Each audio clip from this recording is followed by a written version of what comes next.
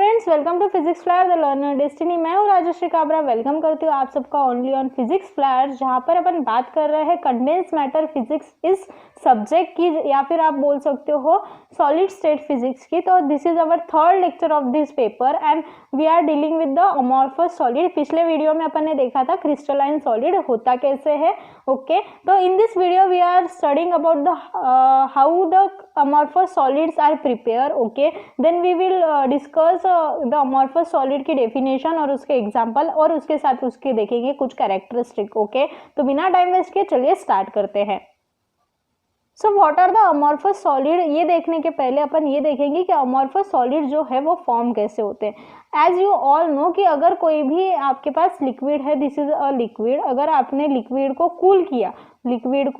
Cool किया तो आपको क्या मिलेगा, एक सॉलिड मिलेगा। ओके, तो जब आप लिक्विड को कूल करोगे थोड़े से गड़बड़ में, अब लिक्विड को अगर आपने कूल कर दिया सॉलिड में, यहाँ पर सॉलिड हो गया। ओके, तो मैं आपको एक एग्जांपल देती हूँ कि अगर सपोज आपका वार्डरोब है, ओके, आपका ये वार्डरोब है और इसमें क्या है, आपके मदर ने आपको क्या बोला कि आज संडे है, आज क्या है, संडे है, तो आप आपका वार्डरोब जो है वो अरेंज कर लो अच्छी से।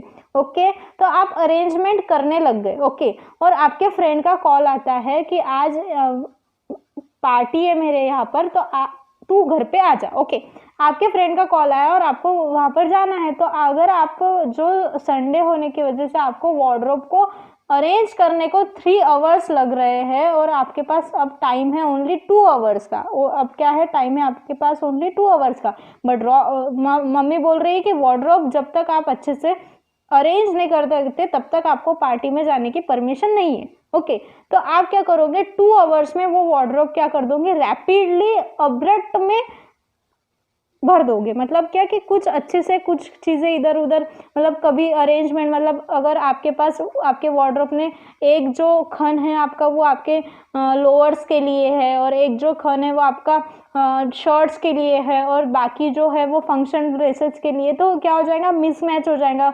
गड़बड़ में एक आधा ड्रेस आपका फंक्शन का ड्रेस रेगुलर ड्रेस में चला जाएगा, एक आधी लोअर आपकी शर्ट के इसमें चले जाएंगे, तो गड़बड़ में ऐसा हो जाता है। ओके, तो जब लिक्विड को सॉलिड में कूल करेंगे तब क्या होगा, रैपिड कूलिंग के वजह से उसका जो प्रॉपर टाइम उसे नहीं मिल रहा है, उसके पास क्या है, प्रॉपर टाइम नहीं है। तो प्रॉपर टाइम नहीं होने की वजह से वो अब्रप्ट कूलिंग कर रहा है, मतलब फास्ट कूलिंग कर रहा है, रैपिड कूलिंग कर रहा है। तो रैपिड कूलिंग की वजह से कुछ एटम्स जो है वो रेगुलर अरेंज नहीं हो जाएंगे और कुछ आपको ऐसे डिफरेंटली अरेंज हो जाएंगे। मतलब क्या कि अब्रप्ट कूलिंग के वजह से आपको रेगुलरिटी जो है वो नहीं मिलेंगी, आपको रेगुलरिटी क्या नहीं मिलने वाली वहां पर। ओके, तो that's why due to the abrupt cooling and don't have a proper time, मतलब उसके पास प्रॉपर टाइम ना होने की वजह से और अब्रप्ट कूलिंग के वजह से आपको अमॉर्फस सॉलिड मिलता है।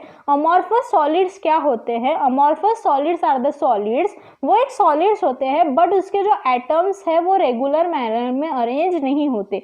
Atoms are not arrange in a regular manner, समझा आपको ये। तो एटम्स और मॉलिक्यूल्स जो है वो इरेगुलर और रैंडमली अरेंज हो चुके, मतलब आपका एक आधा सॉक्स की जो पेयर है वो आपके शूज में ही रह गई, आपके सबसे नीचे शूज रैक है तो शूज में ही रह गई, आपकी कैप आपके शर्ट्स के इसमें चले गई, ऐसा कुछ तो भी हो जाता है, मतलब इरेगुलर और रैंडमली हो गया। आपने किया तो सही, आपने वो वार्डरोब साफ तो किया, मतलब जो खुले कपड़े थे उसको घड़ी करके अच्छे से रखने की कोशिश तो की, लेकिन टाइम की कमी होने की वजह से आपका इधर उधर हो गया। वही चीज यहाँ पर होती है, जब लिक्विड को सॉलिड में आप बदलोगे तब अब्रप्ट कूलिंग की वजह से, रैपिड कूलिंग की वजह से या फिर प्रॉपर टाइम ना मिलने की वजह से इरेगुलरिटी और रैंडमनेस आ जाएंगी और उसे आप बोलोगे crystalline non crystalline solid. Okay, तो energy is more as compare to the crystalline solid. जैसे मैंने आपको बताया कि जब क्रिस्टलाइन सॉलिड फॉर्म होते हैं, क्रिस्टलाइन सॉलिड जब फॉर्म होते हैं तो वो लार्ज अमाउंट ऑफ हीट को क्या करते हैं, लिबरेट करते हैं, लार्ज अमाउंट ऑफ हीट को वो लिबरेट करते हैं। क्यों, क्योंकि उसको प्रॉपर टाइम मिल रहा है, प्रॉपर हीटिंग मिल रही है ना। लेकिन अगर सपोज टू बी, मैं यहाँ पर लेती हूँ चाय का example. Okay, all should be a चाय लवर तो सब होंगे, टी लवर होंगे या टी नहीं कॉफी लवर होंगे। ओके, सपोज टू बी आपने एक पैन लिया और आपने उसमें टी रेडी करने के लिए दूध डाला, शक्कर डाला, पत्ती डाली, सब डाला, ओके। और उसकी जो हीटिंग है ना, वो क्या किया आपने, हीट किया 2 मिनट, उसकी एक भी ऐसे ये नहीं हुई, और उसमें आपने अदरक डाल दी। मतलब अदरक आप पहले नहीं डालते हो, आपको अगर पता होगा तो अदरक आप थोड़ा सा वो बॉईल होने के बाद में आप अदरक डालते हो, हैं। और आपने क्या कर दी, गड़बड़ में आपने क्या कर दी, चाय पत्ती, दूध, अदरक सब साथ में डाल दिया, तो वो दूध फट जाएगा, है ना, वो दूध जो है वो पूरा खराब हो जाएगा। या फिर आपने क्या कर दिया, पूरा उकला ही नहीं, मतलब 1 बॉईल भी ऐसे पूरा वो आता है ना, चाय का ऐसा उबाल आता है ना, वो यहाँ पर मैं पिक दे दूंगी, वो आप देख लेना। तो वो चाय का उबाल आया ही नहीं, बस थोड़ा सा बॉईल हुआ और आपने बंद कर दिया। मतलब क्या कि वो चाय का उबाल आने की वजह से एनर्जी लिबरेट हो रही थी, बट वो एनर्जी लिबरेट हुई नहीं। तो एज कंपेयर टू द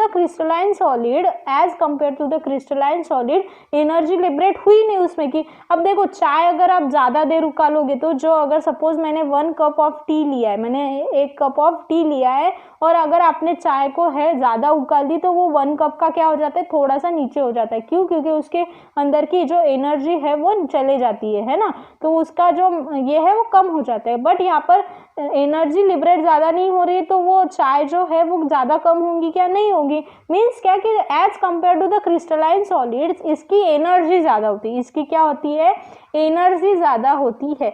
अब एनर्जी ज्यादा होने के वजह से वो अनस्टेबल होता है, वो क्या होता है, अनस्टेबल होता है, वो स्टेबलाइज नहीं होता as compare to the crystalline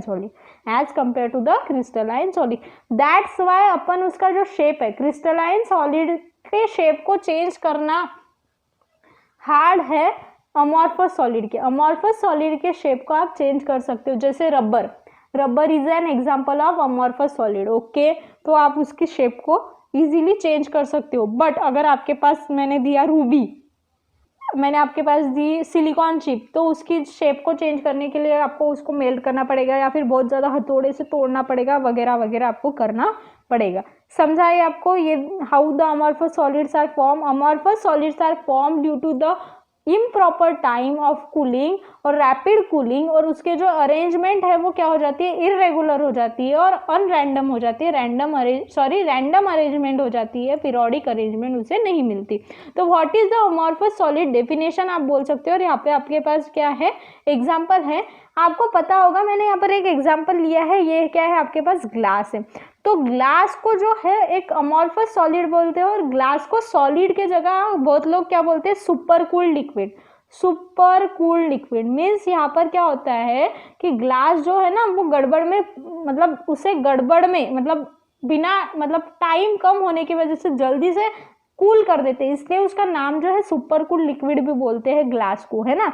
वो यहीं से आया है अमॉर्फस सॉलिड से, ओके। तो नॉन क्रिस्टलाइन सॉलिड, या फिर आप बोलो amorphous solid does not possess a regular periodic manner. जैसे मैंने बताया था क्रिस्टलाइन सॉलिड में आपको एक ऐसा, suppose this is my small part of the solid, ये मेरे पास एक small part of the solid है, तो मुझे जो बाकी के जो है वो मैं प्रेडिक्ट कर सकती हूँ, और उसके से मैं पूरे सॉलिड का शेप निकाल सकती हूँ। तो this is a crystalline solid. But in amorphous solid आपको जो अरेंजमेंट है वो सपोज यहाँ पर ऐसी है, तो यहाँ पर ये ऐसी मिल जाएंगी, ये ऐसी थोड़ी सी डायगोनल मिल जाएंगे, फिर यहाँ पर हॉरिजॉन्टल, वर्टिकल, ऐसे अलग अलग डायरेक्शन में मिलेंगे। मतलब क्या कि आपको रेगुलरिटी नहीं है, पीरियोडिसिटी नहीं है।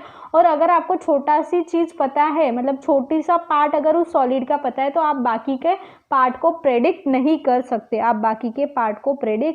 सकते, ओके। एग्जाम्पल यहाँ पर लिया है ग्लास का, glass is known as super cool liquid, that's why super cool liquid glass का नाम क्यों पड़ा ये भी आपको समझ चुका है यहाँ पर। और रबर का एक एग्जाम्पल है ना।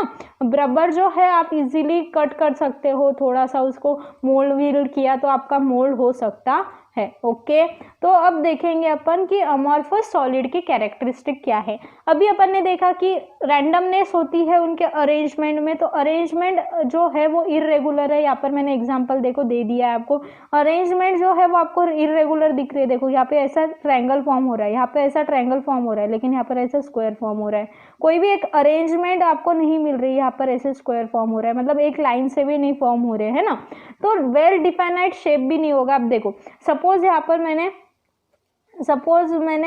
क्या बोला था वहाँ पर कि एटम्स जो है वो अच्छे से अरेंज होते हैं, तो अरेंज होने की वजह से उसको एक डेफिनेट शेप मिलेगा, ओके। तो यहाँ पर देखो, ये देखो अरेंजमेंट कैसी जा रही है, दूसरा पेन लूँ क्या, वहाँ पर नहीं दिख रहा है, पिंक ले लेती हूँ। ओके, अब देखो ये अरेंजमेंट, अब इसको कोई फ्लैट सरफेस मिल रही है क्या, अब इसका जो शेप है वो कैसे हो रहा है, ऐसे कुछ अजीब सा शेप बन रहा है ना। अब ये जो स्क्वायर शेप बन रहा है क्या आपके पास, ऐसे स्क्वायर शेप बन रहा है क्या, नहीं बन रहा है। मतलब क्या कि उसे डेफिनाइट शेप भी नहीं मिल रहा है, डेफिनाइट ज्योमेट्री भी उसे नहीं है। Okay, do not have sharp melting point. अब उसके एटम्स अरेंजमेंट इधर उधर होने की वजह से उसको एक रेंज मिलेंगी, range of melting point, range of melting point. For example अगर मेरे पास कोई सॉलिड है तो उसका जो रेंज ऑफ मेल्टिंग पॉइंट होगा सपोज 234 केल्विन टू 500 केल्विन के बीच। मतलब क्या कि आपको ना 234, कोई अगर सपोज मैंने रबर है, ओके, रबर मैंने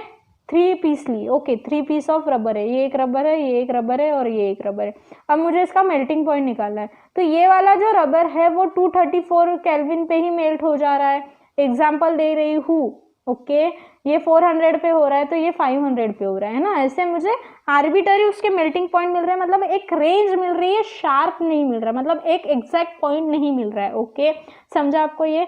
और do not bounded by flat surface, अब फ्लैट सरफेस तो है ही नहीं, देखो ना यहाँ पर कैसे सरफेस जा रही है, सरफेस फ्लैट होने के तो सवाल ही नहीं उठता, तो ये do not have the flat surface. But this is isotropic in nature. अब isotropic in nature means what, कि अगर सपोज ये जो मैंने क्रिस्टलाइन सॉलिड समझाते समझाते आपको बताया था कि सपोज ये मेरे पास एक ये है एटम की, ये है, ओके, अगर मैंने ऐसे एटम्स को स्टडी किया और ऐसे एटम्स को स्टडी किया तो मुझे डिफरेंट मिलेगा। बट अगर मैंने कुछ एटम्स को ऐसे स्टडी किया, अब इन एमॉर्फस सॉलिड में मैंने सपोज टू भी ऐसे स्टडी किया, ऐसे स्टडी किया, तो देखो यहाँ पर कितने आए, 2 आए, यहाँ पर कितने आए, 2 आए, यहाँ पर कितने आए, 2 आए, ये देखो यहाँ पर कितने आए, 2 आए। भले ही इनकी अरेंजमेंट इधर उधर हुई तो भी वो क्या आइसोट्रोपिक नेचर शो करता है। सपोज मैंने इन 2 की स्टडी की, ये 2 की स्टडी की, ये 2 की स्टडी की, ये 2 की स्टडी की, ये 2 की स्टडी की, या फिर ये 2 की स्टडी की, मतलब 2 एटम्स मुझे मिल रहे हैं अलग अलग डायरेक्शन में, तो that means it is isotropic in nature. तो this is all about the amorphous solid and its characteristic, ये कैसे फॉर्म होते हैं, उसके कैरेक्टरिस्टिक क्या होते हैं, ये सब अपन ने देखा। नेक्स्ट वीडियो में अपन क्या करेंगे, उसका कंपैरिजन करेंगे, अपन उन दोनों की मैच लगा देंगे, crystalline solid versus amorphous solid. तो मिलते हैं नेक्स्ट वीडियो में, तब तक के लिए thank you very much for watching this video.